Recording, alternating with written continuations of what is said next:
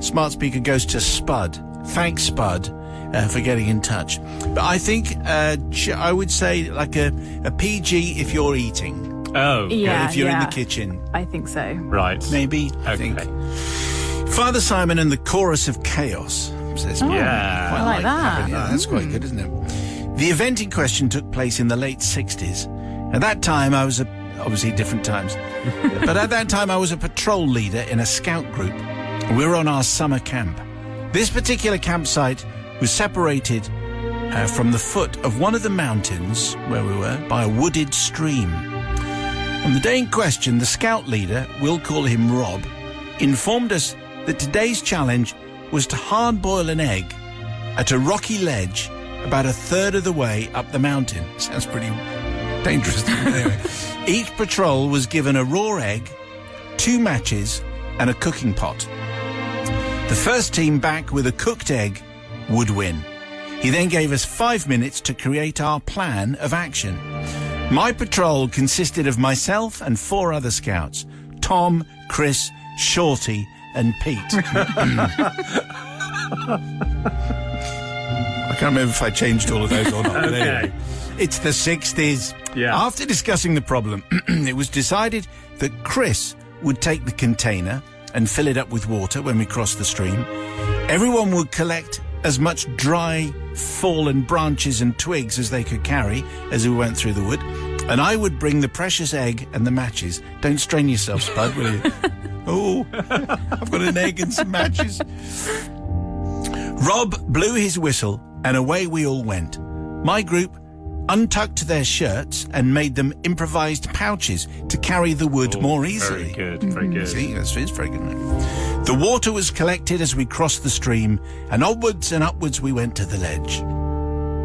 When we got to the designated spot, we built the traditional conical-shaped kindling pile, and then I made the decision: too much water, and it would take too long to boil. And the 7 or 8 minutes needed to hard-boil the egg. Too little water, the pan would boil dry. Yeah. So with my best estimate, I poured a quantity of the water away. The fire was lit. We kept our fingers crossed. I'd like to say here that all went smoothly, but unfortunately, I had underestimated how much H2O was required.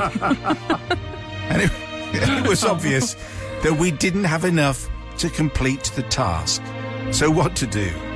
I could send our best runner, Pete, back down the hill to refill the container, but that would mean having to start again with cold water. No, I thought. What would my hero Biggles do? Biggles. So thinking, it's the 60s. It is, yeah. So thinking quickly, I told the patrol to stand behind me, shielding me from Rob's view in the campsite below. Oh, no. I then improvised the production of fluid in the way nature intended. Absolutely. The water in the pan was topped up, and the egg continued to boil away as if nothing had happened. Well, I thought to myself, the egg is sealed. Yeah. Perfectly fine. After the required time, we doused the fire with the remaining liquid and proceeded as fast as we could to present our finished article to the scout leader for his delight.